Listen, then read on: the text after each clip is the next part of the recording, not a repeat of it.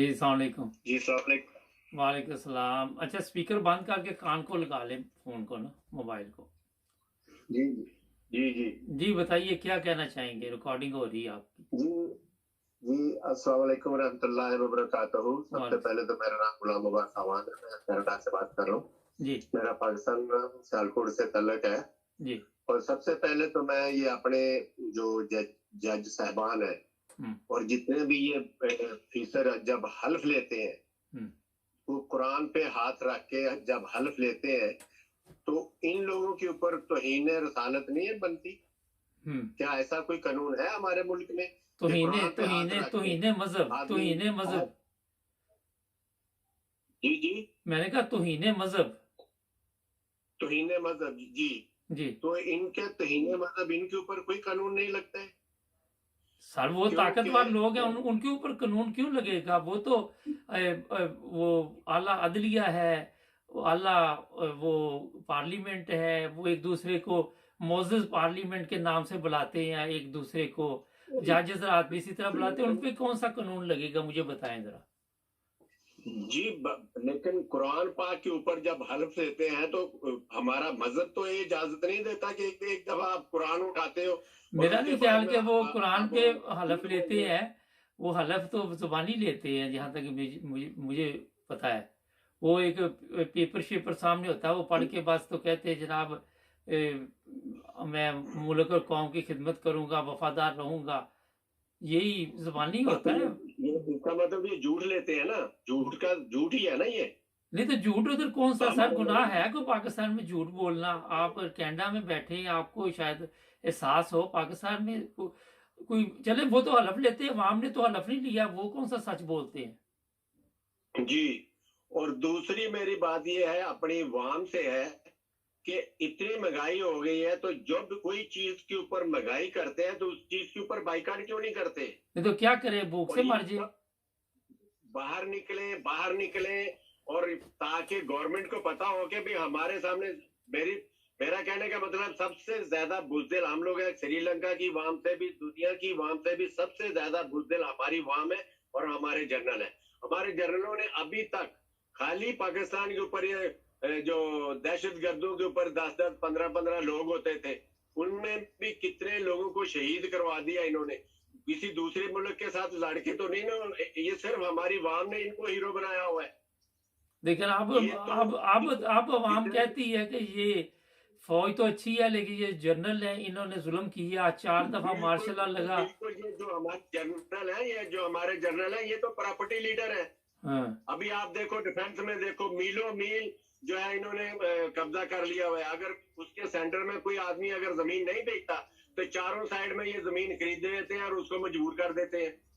अच्छा, कभी किसी जनरल को ये एहसास हुआ कि हमारी अवाम इतनी गरीब है? किसी गरीब के मोहल्ले में जाके देखा होगा आपके ख्याल में किसी जनरल ने? भाई, मेरे भाई, जब ये जर्नल जर्नल कैसे साहस होगा इनको? हम्म।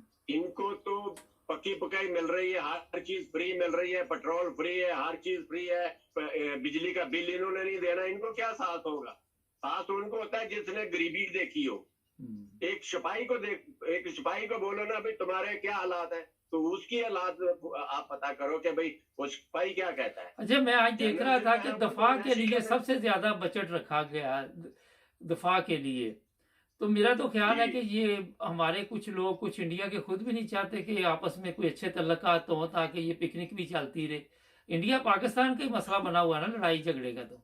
बिल्कुल सही बात है। अभी आप ये सोचो कि अगर हमारी फौज इतनी बहादुर है, जो हम लोगों ने बड़ा इतनी वाह वाह वाह वाह किया हुआ है, कश्मीर में हमारे मुसलमान, इंडिया में हमारे मुसलमान क्यों नहीं जाते सामने?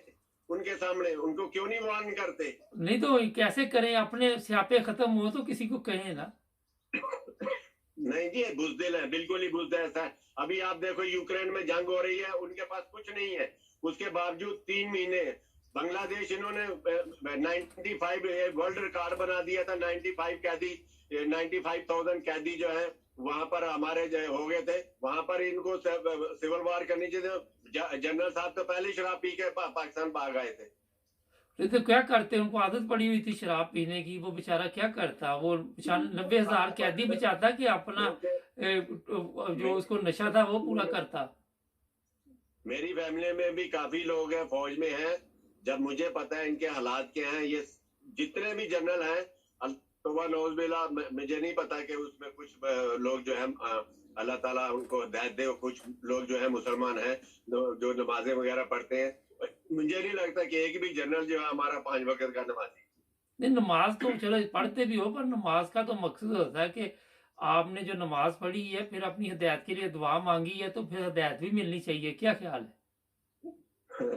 दुआ इसके लिए नहीं मांगते, दुआ तो यही मांगते हैं कि हमें डॉलर बाहर से कहाँ से आ जाए। अभी एक जनरल मुझे बताओ कि पाकिस्तान में हो, एक जो हमारे सर वो बीमार है, मुशर्रफ होने के बाद बीमार है, पाकिस्तान में हो, रहील को उन्होंने, पता ही है सऊदी अरब में, वो आपके इलम में ही है, एक ऑस्ट्रेलिया में है, एक पता नहीं कहा क्या। तो वो इतनी जिंदगी तो उन्होंने पाकिस्तान में गुजारी होती है, तो उन्होंने कोई ठेका तो नहीं लिया बाकी जिंदगी। आप या मैं भी तो बाहर रहते हैं ना दूसरे मुल्कों में। मेरे भाई अगर 1 लाख 2 लाख रुपए वाला आदमी है तो बाहर से कैसे अफोर्ड कर रहा है वो? सही। बाहर कैसे अफोर्ड कर रहा है? क्योंकि जब ये पोस्ट में है, डॉलर लेते हैं, डॉलर पैसे लेते हैं, डॉलरों में वो अमेरिका से बिके होते हैं, वहां से डॉलर उनको मिल जाते हैं। अभी ये जो सुनने में आ रहा है, ये मीडिया की खबर है, मुझे नहीं पता हकीकत क्या है। जो जनरल बाजवा साहब हैं, इनके जो है इसमें स्विट्जरलैंड में नहीं, और बेल्जियम में ये घर बन रहे हैं, जमीनें ले रहे हैं। अब तो कहाँ से क्या करेंगे? करे भाई, उधर पाकिस्तान में गर्मी बड़ी है, बिजली चली जाती कभी कुछ हो सकता है। यहाँ सहूलत है, उन्हें आराम चाहिए, क्योंकि उन्होंने आराम की जिंदगी गुजारी होती है। अब तकलीफ किधर से गुजारेंगे? वो सहूलतें नहीं ना मिलती। जब हाजिर ड्यूटी बंदा होता है, रिटायर हो जाता है, तो फिर वो थोड़ी तब्दीली आ जाती है। उन्हें अच्छा मौसम चाहिए, अच्छी खुराक चाहिए। क्या ख्याल है? तो ये वफादारी तो ना हुई, ये तो गद्दारी हुई ना फिर। बहुत शुक्रिया सर आपका प्रोग्राम में। ओके, बहुत बहुत मेहरबानी आपका। आपका मैं टाइम लिया। मैं सबसे पहले तो आपका टीम का और आपका जो चैनल है उसका बहुत शुक्रिया अदा करता हूँ कि आपने मुझे चांस दिया, और अल्लाह ताला आपको इस चैनल को मजीद तरक्की दे, और हमारी आवाज जो है आपने जो पहुंचाते हैं लोगों तक, बहुत बहुत शुक्रिया आपका। Thank you. अल्लाह हाफिज। नाज़रीन, क्या करें, जुड़े रहे हमारे साथ, सब्सक्राइब करें। मिलेंगे नए प्रोग्राम में।